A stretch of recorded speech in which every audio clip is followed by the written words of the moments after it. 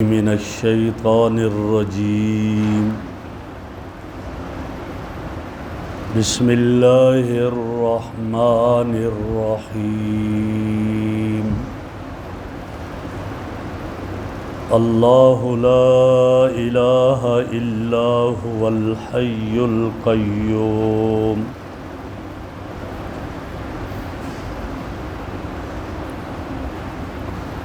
کل آیت الکرسی کی یہ پوری آیت تلاوت کی گئی تھی اور اس کا ترجمہ بھی کر دیا گیا تھا، اور پھر اس آیت الکرسی کے جو فضائل احادیث میں آئے وہ سارے آپ کے سامنے عرض کر دیے گئے۔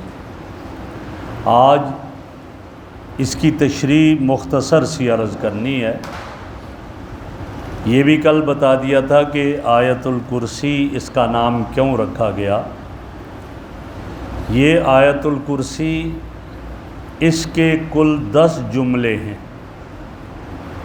اور ان 10 جملوں میں اللہ رب العزت کی ذات اور آپ کی صفات کا تذکرہ ہے۔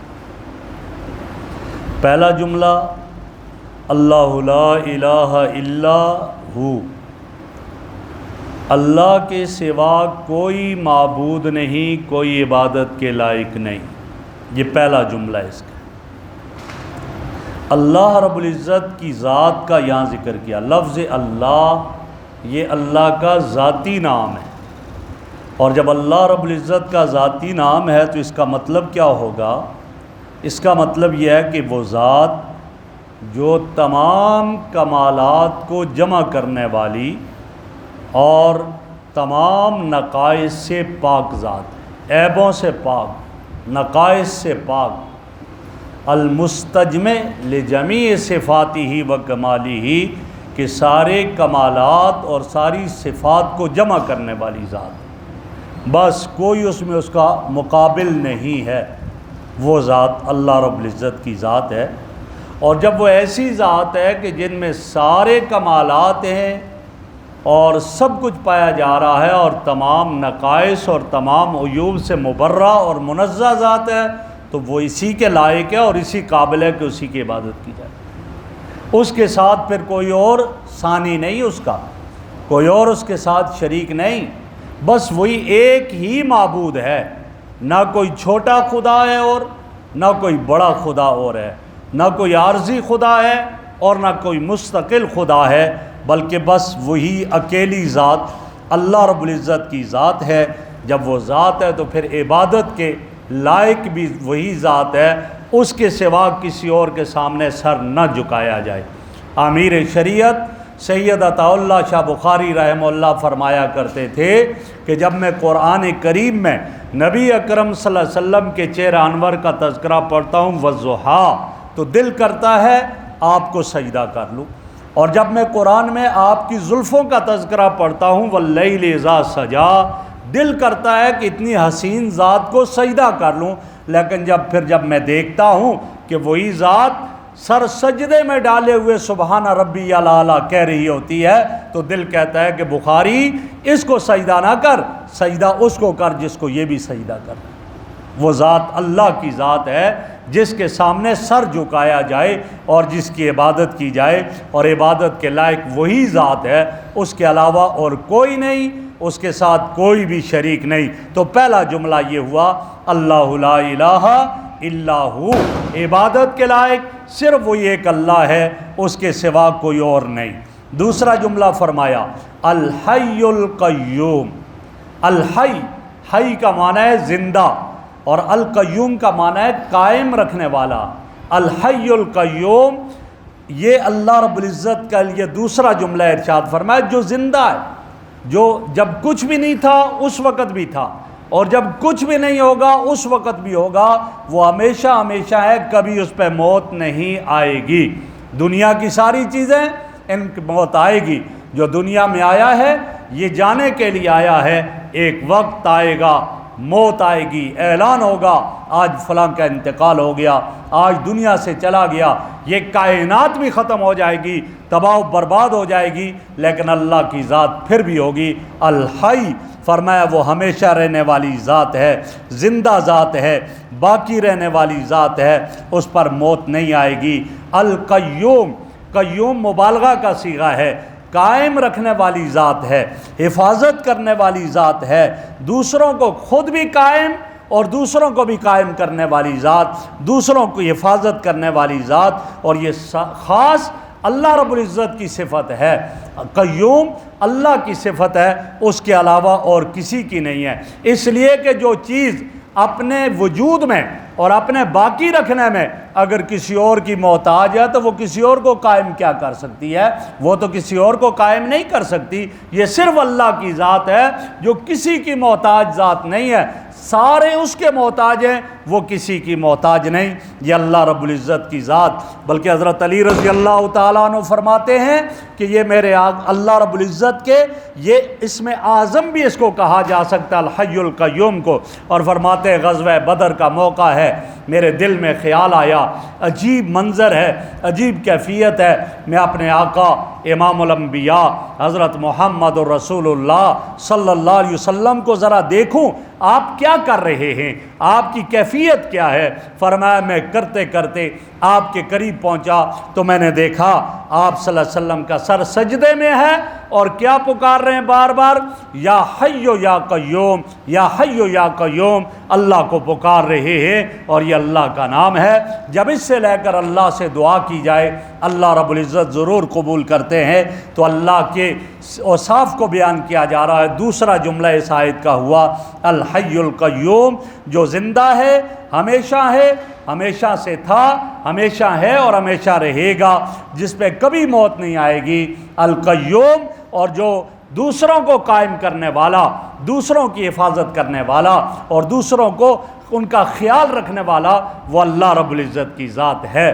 تو کبھی کبھی کچھ لوگ، اور یہ اللہ کے ساتھ خاص ہے، میں کہہ رہا ہوں، کئی لوگ نام بگاڑ کر، نام کیا نام رکھو، عبد القیوم نام رکھا جائے، بالکل ٹھیک ہے، لیکن کسی آدمی کو آدمی پکار کر کے قیوم صاحب کیا حال ہے، یہ گناہ ہے، یہ غلط ہے۔ کبھی اس کو یہ نہ کہو بھائی قیوم آپ کا کیا حال ہے، عبد القیوم صاحب آپ کا کیا حال ہے۔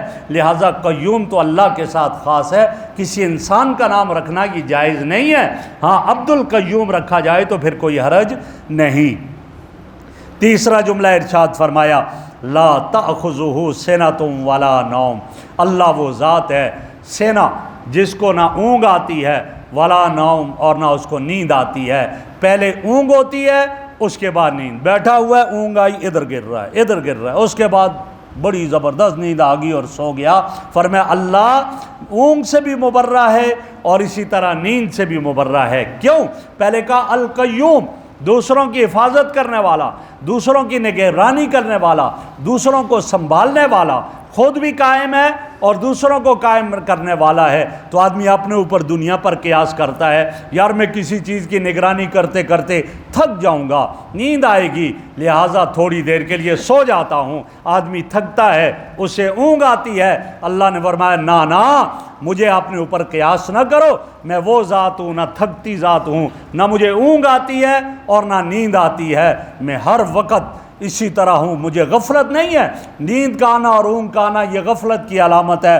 فرمایا میں ان ساری چیزوں سے مبرہ اور منزہ ہوں۔ لا تأخذہ سنۃ ولا نوم، نہیں پکڑتی اس کو اونگ اور نہ اس کو نیند پکڑتی ہے۔ اور چوتھا جملہ فرمایا لہ ما فی السماوات و ما فی الارض، وہ ذات ہے، اسی کی ملکیت میں ہے جو کچھ آسمانوں اور جو زمینوں میں ہے۔ یہ آسمان ان کا مالک وہی، یہ زمینیں ان کا مالک وہی، آسمان کے اندر یہ ستارے، یہ چاند سورج، ان کا مالک وہی، زمین کے اندر جو کچھ پیدا ہو رہا ہے سب کا مالک وہ ہے۔ جب وہ مالک ہے تو مالک اپنی مملوکہ چیز کو جس طرح خرچ کرے، کون ہے اس سے پوچھنے والا؟ وہ جیسے مرضی خرچ کرے۔ میرے پاس میری مملوکہ چیز ہے، میں جس طرح مرضی خرچ کروں، کوئی مجھے نہیں پوچھ سکتا۔ تو اللہ جب اس کائنات کا مالک ہے، پھر وہ آسمانوں اور زمینوں میں تصرف کرے، کون ہے اس کو پوچھنے والا؟ کبھی دن کو بڑا کر دے، رات کو چھوٹی کر دے، کبھی رات کو بڑی کر دے، دن کو چھوٹا کر دے، کون اس سے پوچھنے والا ہے؟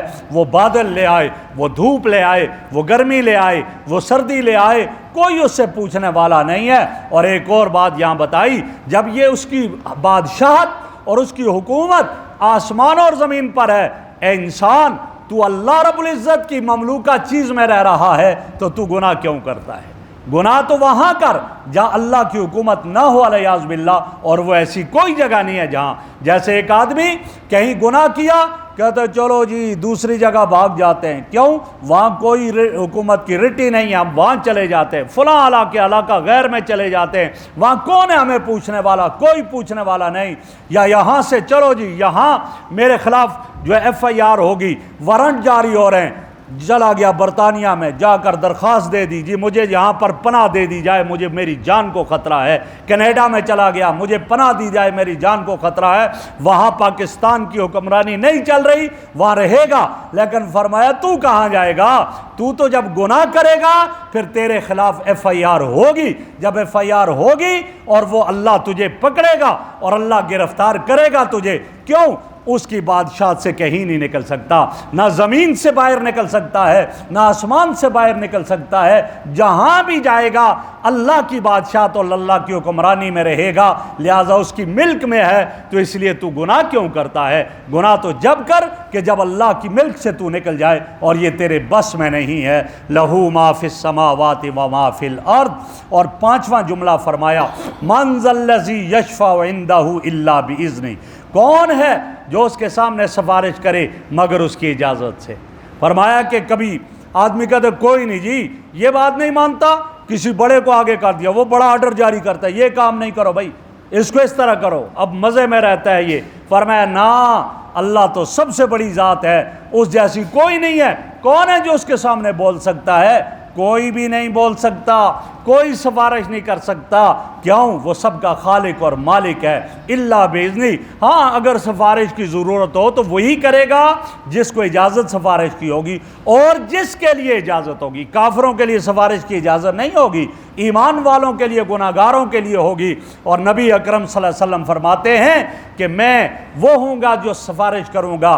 حدیث میں آتا ہے قیامت کے دن نفس نفسی کا عالم ہوگا، کوئی ٹخنوں تک، کوئی گھٹنوں تک، کوئی ناف تک ڈوبے ہوں گے، اور اس وقت کوئی پسینے میں تیر رہے ہوں گے، اس وقت ساری انسانیت سسک رہی ہوگی۔ حضرت آدم کے پاس جائیں گے، اللہ سے سفارش کرو، حساب و کتاب ہو جائے، جنتی جنت میں، جہنمی جہنم میں چلے جائیں۔ آدم علیہ السلام فرمائیں گے آج اللہ کی ذات جلال میں ہے، میں اللہ کے سامنے سفارش کے لیے نہیں جا سکتا، من ذا الذی یشفع عندہ، نہیں جا سکیں گے۔ تم نوح کے پاس جاؤ، بہرحال ہر نبی کے پاس جائیں گے وہ ایکسکیوز کرے گا میں نہیں جا سکتا۔ آخر میں نبی اکرم صلی اللہ علیہ وسلم کے سامنے ساری امتیں آ جائیں گی، اور آپ فرماتے ہیں کہ میں جاؤں گا اللہ کے عرش کے سامنے سر سجدے میں ڈال دوں گا، اور جب سر سجدے میں ڈالوں گا اللہ فرمائیں گے ارفع راسک سل توتا، سر اٹھاؤ مانگو، کیا مانگنا چاہتے ہو؟ میں کہوں گا اللہ میری امت جو ہے یہ امت یہ انسانیت سے سک رہی ہے، اس کے لیے حکم اجازت ملے گی، جاؤ جتنی سفارش کرو جہنم سے نکالا جائے گا۔ یہ وہ ہے، اس کو مقام محمود کہا گیا ہے۔ اللہ رب العزت امام الانبیاء صلی اللہ علیہ وسلم کو یہ عطا فرمائیں گے تو فرمایا کون ہے جو اللہ کے سامنے سفارش کرے؟ کوئی نہیں کر سکتا الا باذنہ، ہاں اللہ کی اجازت سے، جس کے لیے سفارش کی اجازت دیں گے پھر وہاں سفارش ہوگی۔ اور چھٹا جملہ فرمایا یعلم ما بین ایدیہم وما خلفہم، جو ان کے آگے ہے جو پیچھے ہے سب کو جانتا ہے۔ اس کی ایک تفسیر یہ کر دی گئی ہے کہ جو پہلے سے ہے اس کو بھی جانتا ہے، جو آخرت کے امور ہیں انہیں بھی جانتا ہے، یہ سب اللہ جانتے ہیں۔ اور دوسری تفسیر یہ کی جو یہ لوگ جانتے ہیں ان کے لیے ظاہر ہیں، اللہ انہیں بھی جانتا ہے، جو ان سے مخفی ہیں اللہ انہیں بھی جانتے ہیں۔ اللہ کے لیے کوئی چیز مخفی نہیں ہے، انسانوں کے اعتبار سے تو ہے یہ چیز پوشیدہ، یہ ظاہری، اللہ ان کے ظاہری حالات کو بھی جانتے ہیں، ان کے مخفی حالات کو بھی جانتے ہیں۔ جب اللہ سب کچھ جانتے ہیں تو اس کے سامنے پھر جھوٹ کیسے بولیں گے؟ وہاں کیسے جھوٹ بول سکتے ہیں؟ جھوٹ نہیں بول سکتے، وہاں کچھ چھپا نہیں سکتے ہیں، کیوں؟ وہ تو علیم بذات الصدور ہے، وہ دلوں کے راز جاننے والی ذات ہے۔ یعلم خائنۃ الاعین، آنکھوں کی خیانت کو بھی جانتا ہے۔ وہ چیزیں جو فرشتے نہیں لکھ سکیں گے، نہیں جانتے ہوں گے، میرے رب کے علم میں وہ بھی ہوگا، لہٰذا اس سے کوئی چیز مخفی نہیں ہے۔ جب ایک کے پاس اتنا علم ہے تو اس کا معنی ہے وہ کبھی کسی پہ ظلم نہیں کرے گا، وہ فیصلہ جو کرے گا وہ فیصلہ انصاف کا ہوگا، ظلم کا فیصلہ نہیں ہوگا۔ اور آگے ساتواں جملہ فرمایا وَلَا يُحِيطُونَ بِشَيْءٍ مِّنْ عِلْمِهِ، فإلا بما شاء، اور نہیں احاطہ کرتے کسی چیز کا اس کے علم میں سے مگر جتنا چاہے۔ کیا معنی؟ اللہ کا اتنا علم ہے کہ اس کے علم کے ایک حصے کا بھی پوری کائنات احاطہ نہیں کر سکتی۔ حدیث میں آتا ہے حضرت موسیٰ علیہ السلام اور حضرت خضر علیہ السلام تھے، ایک پرندہ آیا، چڑیا آئی، اس نے سمندر میں منہ ڈالا، چونچ ڈالی، پانی نکالا اور چلی گئی۔ تو حضرت خضر نے حضرت موسیٰ سے کہا، موسیٰ میرا اور تیرا علم اللہ کے علم کے مقابلے میں اس چڑیا کی چونچ میں جو پانی اس سمندر کے مقابلے میں آیا اس پانی سے بھی کم ہے۔ نبی کہہ رہا ہے اس پانی سے بھی میرا اور آپ کا علم کم ہے، اللہ کا علم اتنا زیادہ ہے۔ ہاں، اللہ کے علم کا کوئی احاطہ نہیں کر سکتا۔ کتنا علم ہے، وہی عالم الغیب ذات ہے، ہر چیز کا علم اس کے پاس ہے۔ الا بما شاء، ہاں جتنا دے تو ہے، نبی کو دیتا ہے، ولی کو جتنا علم دے گا اس کے پاس ہے، باقی سارا علم کے خزانے اللہ کے پاس ہیں، اس کا کوئی بھی احاطہ نہیں کر سکتا۔ جب نہیں دیا تو یعقوب علیہ السلام کو علم نہیں دیا، بیٹا ساتھ کنویں میں پڑا ہوا ہے، اور جب کیا ہوا دیا تو وہ مصر کے بادشاہ، تخت پر بادشاہ بنا ہوا ہے، تو کہتے انی لاجد ریح یوسف لولا ان تفندون، آج مجھے یوسف کی خوشبو آ رہی ہے۔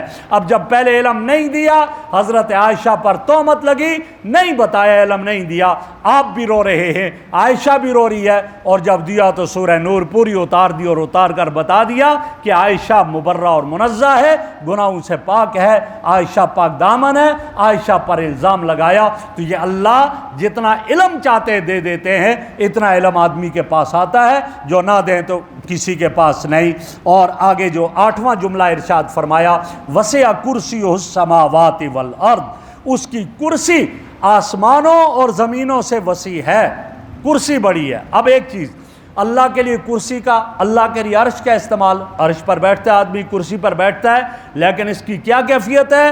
ہمارے علم ان سے بالکل دور ہے۔ ہمارا ایمان یہ ہو کہ اللہ کے لیے کرسی کا ذکر ہے، لیکن یہ نہیں کہ جیسے ہماری کرسی ایسی ہو، نہیں، جیسے ہمارا تخت ایسا ہو، نہیں، کما یلیق بشانہ ہی، جو اللہ کی شان کے مطابق ایسا ہے۔ ہمارا یہ ایمان ہو کہ فرمایا اللہ کے لیے کرسی بھی، اللہ کے لیے عرش بھی ہے، اور نبی اکرم صلی اللہ علیہ وسلم نے ارشاد فرمایا یہ ساتوں زمینیں اور ساتوں آسمان اللہ کی کرسی کے مقابلے میں اس طرح ہیں جیسے ایک بڑا میدان ہو، چٹیل میدان، اور اس میں ایک انگوٹھی رکھ دی جائے۔ اب چھوٹی سی انگوٹھی اس میدان کے مقابلے میں کیا حیثیت ہے؟ فرمایا کرسی کے مقابلے میں ساتوں آسمان اور ساتوں زمینوں کی یہ حیثیت ہے، اور فرمایا کرسی کی حیثیت عرش کے مقابلے میں اسی طرح ہے جیسے میدان میں ایک انگوٹھی کی حیثیت ہے۔ باقی کیا ہے یہ اللہ رب العزت اس کی مراد جانتے ہیں، متشابہات میں سے ہے۔ بس ہمارا یہ ایمان ہے کہ اللہ کے لیے کرسی کا اور اللہ کے لیے عرش کا ذکر آیا۔ فرمایا وسع کرسی السماوات والارض، اس کی کرسی آسمانوں اور زمینوں سے بھی زیادہ وسیع ہے۔ اس سے اللہ کی عظمت کی طرف اشارہ فرما دیا۔ اور 9واں جملہ فرمایا ولا یؤودہ حفظہما، یہ آسمان بلند ہے، یہ زمین پھیلی ہوئی ہے، یہ کبھی کامتی ہے کبھی رک جاتی ہے، یہ آسمان بغیر ستونوں کے ہے، کبھی آدمی کسی کی حفاظت کرتا ہے تو تھک جاتا ہے۔ فرمایا نا اللہ ان کی حفاظت سے نہیں تھکتا، اس کے لیے بالکل کوئی مشکل ہی نہیں ہے، وہ ان کی یہ چیزیں، ان کی حفاظت اس کو نہیں تھکا سکتی ہے، وہ ان سے نہیں تھکتا ہے، آسمانوں اور زمینوں کی حفاظت سے۔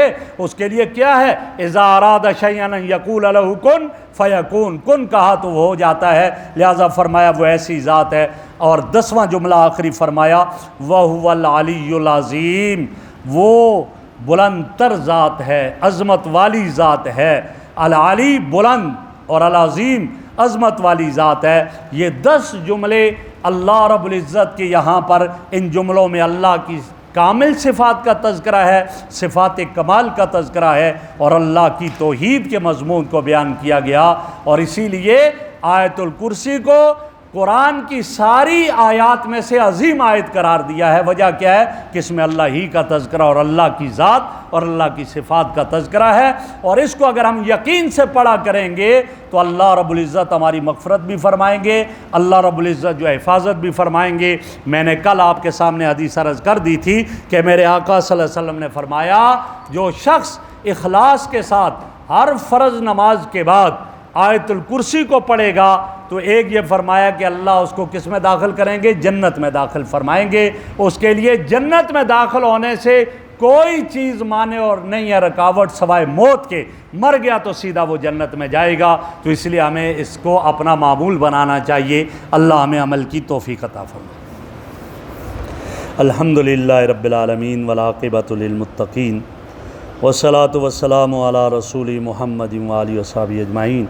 سبحانک اللہم وبحمدک نشہد ان لا الہ الا انت نستغفرک ونتوب الیک نستغفرک ونتوب الیک یا حی یا قیوم برحمتک نستغیث اصلح لنا شاننا کلہ ولا تکلنا الی انفسنا طرفۃ عین۔